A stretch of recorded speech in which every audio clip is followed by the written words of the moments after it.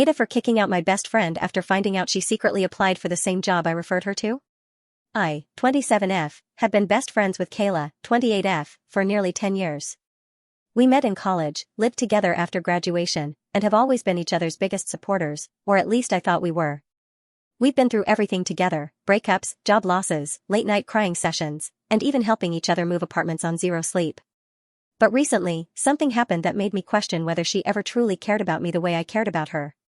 I work in marketing for a mid-sized company.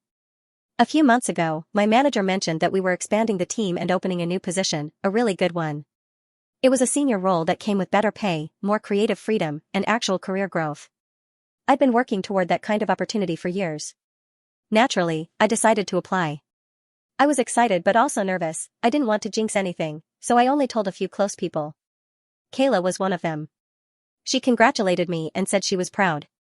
Then she mentioned she'd been looking for jobs too, because her workplace had become toxic. That's when I made what now feels like my biggest mistake. I told her, "Hey, we actually have a few openings, I can refer you if you want." She lit up, saying that would be amazing.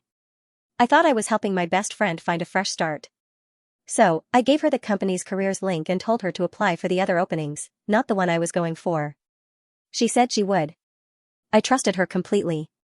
Fast forward 2 weeks, we're both working from home one morning when my manager calls me. She tells me they've received 2 applications for the same position I applied for, and one of them was Kayla's. I froze. At first, I thought it had to be a mistake. But nope. Kayla had applied for the exact same job I told her I was going for, without saying a word. When I confronted her, she looked guilty for a second, then defensive. She said, "It's not personal. I just need a better job too. You don't own the position." I reminded her that I had literally referred her to help her find something else, not compete with me. She shrugged and said, "Well, if we're both qualified, may the best woman win." That sentence broke something inside me.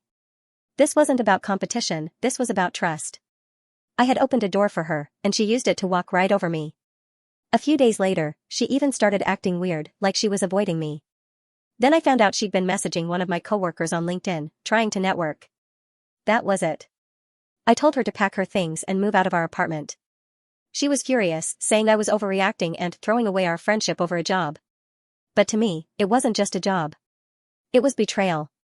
After everything we'd been through, she couldn't even be honest with me about applying.